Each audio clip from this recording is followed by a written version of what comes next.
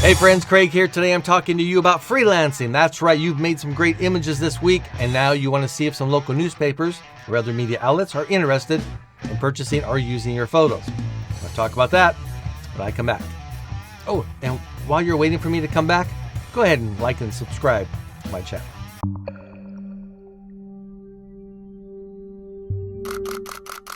This video is aimed toward those who have a little more experience shooting sports photography, maybe not those just starting out. This is for the ones who have images that you're thinking, dang, those are some great images. I want to share those with more than just my friends and my family. So you're thinking, newspapers. I'm going to contact a newspaper, but you have no clue on how to go about doing this. Well, let's jump right into this. I'm going to show you what you need to do, how to contact a newspaper, and my steps, and even I'm going to write a quick little email to one of the publishers or maybe the sports editor, whoever I end up finding, and you can see what I do. All right, let's jump into it. I was at a recent football game. I took 444 photos. Of those, I narrowed it down to 43 that I like. So I'll take these 43 and I will push them out to some local newspapers and see if they are interested. There were two teams involved, obviously football, two teams, right? One is Nestucca and the other one is Toledo. Now Toledo, they had a sports photographer there, so I'm not gonna worry about them to start with. Nestucca, I didn't see anybody there that was shooting for them. So that's who we're going to focus on. So let's close this and we'll go to Google because I don't know anything about Nestucca. So I don't know who their newspapers are. I don't know who's in charge. So we'll find out. All right. So we get the Chamber. We don't care about the Chamber. So we got Tillamook Headlight Herald. That sounds like a newspaper. And we got the News Guard. So let's start with the News Guard. Okay, so there's Nestucca right away, so I'm guessing that they cover sports. Let's see. Nestucca, and they have a sports section, so what I'm going to do just to make sure. Nestucca, see if they cover the Bobcats. Oh, Bobcats. All right, so that's perfect. So then next what I would do is I will scroll down to the bottom to contact us. News Guard, we have the publisher. Managing editor, sales, office manager, graphics, blah, blah. I don't see a sports editor. So what I'll do is I will take this right here. I will copy his email address. And what I will do, I will put that right there. And then I will put, then, Toledo photos, Mr. And then one thing you want to do when you're emailing publishers and editors, you want to be right to the point. You don't want to say, hi, I'm Craig. I'm a freelance sports photographer. I was at the football game the other day and boy, howdy, was it a great game. You should have been there. There was so much action going on. I took some photos and I think you'll like them. So if you don't mind, would you take a look at them? Because I think you're really going to like, you don't want to ramble on like that. So we're just going to get right to the point. I'm going to say, nope. Capital name. And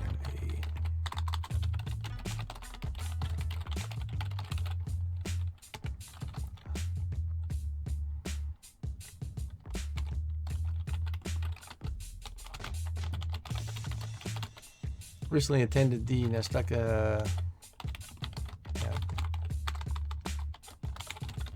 Toledo football game.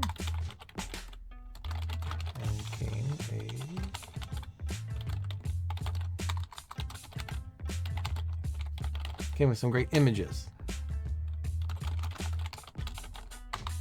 Enter.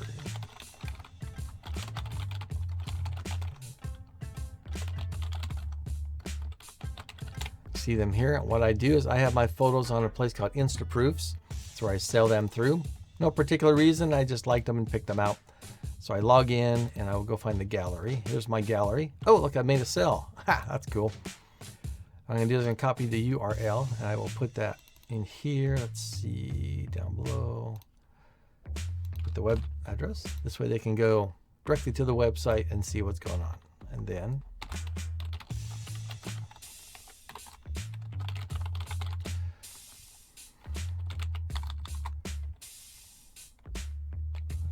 per photo. I charge $20 per photo. Actually, what I think I would do, let's go ahead and put this up here. Let's maybe put it right there. I'm gonna put that, but I charge $20 per photo. If you're interested in the photo, please, you can see them here.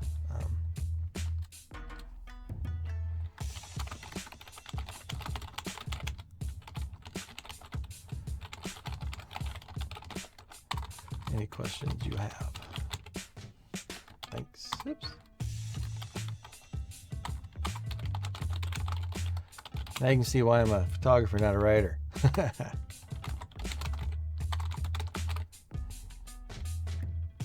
Let's do this too.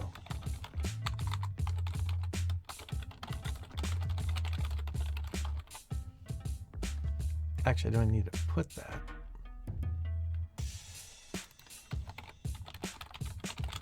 I love working with you because who knows, they might have something down the road that they might want to do. All right, there you go. So I tell them I'm a freelance sports photographer. I was at the game. I got some great shots. If you're interested, you can find them here.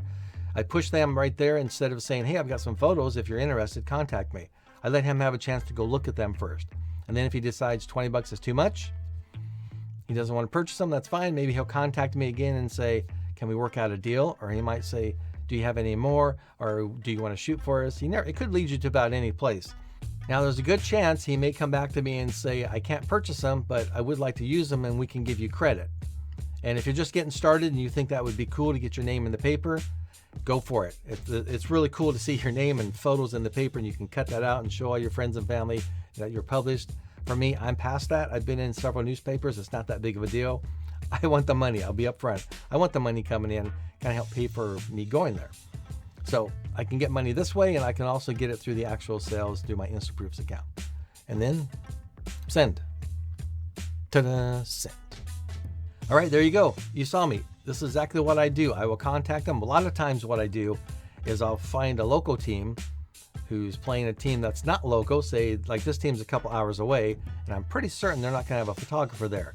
And I will go to those games just for the purpose of contacting those newspapers and saying, hey, I've got photos.